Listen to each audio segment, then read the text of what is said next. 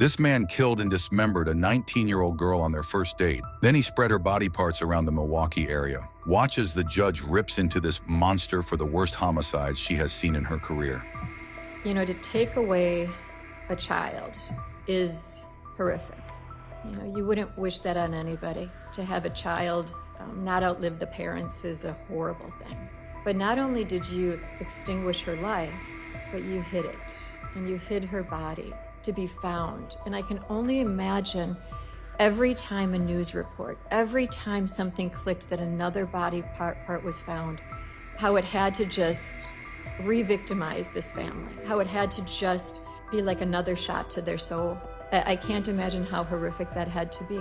And yet, I wonder which was worse, the not knowing in those first days where she was. I can't even think of a word, horrific. It's beyond imaginable for a parent to think of not being able to know if your children are dead or alive, and then to learn that they were dismembered and disgraced to the extent that this poor girl, her body endured, is beyond understanding. So the severity of the offense, I'll agree. It's definitely at the top of some of the worst homicides I've seen in this court.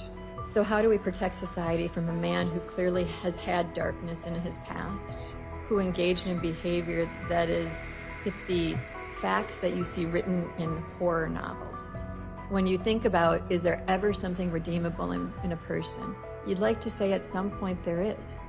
And I can tell you that at the points in life where I've come to the conclusion that there isn't anything redeemable, you know, you do think about, I think it takes away a little piece of my soul.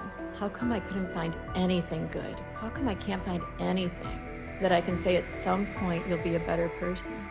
I have to look at whether you're remorseful, and I don't think you're remorseful in any way.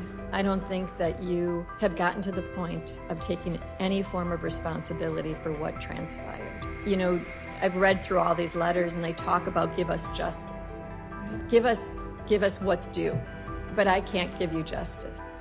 There's no way you will walk out of here, no matter what I do today, and high-five each other. There's no way you walk out of here and you say, justice is served. Because justice would be having Miss Robinson back to you.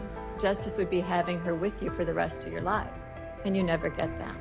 You are sentenced to a term of life imprisonment, and that is what the penalty is for a jury of your peers ultimately coming back and convicting you on first-degree intentional.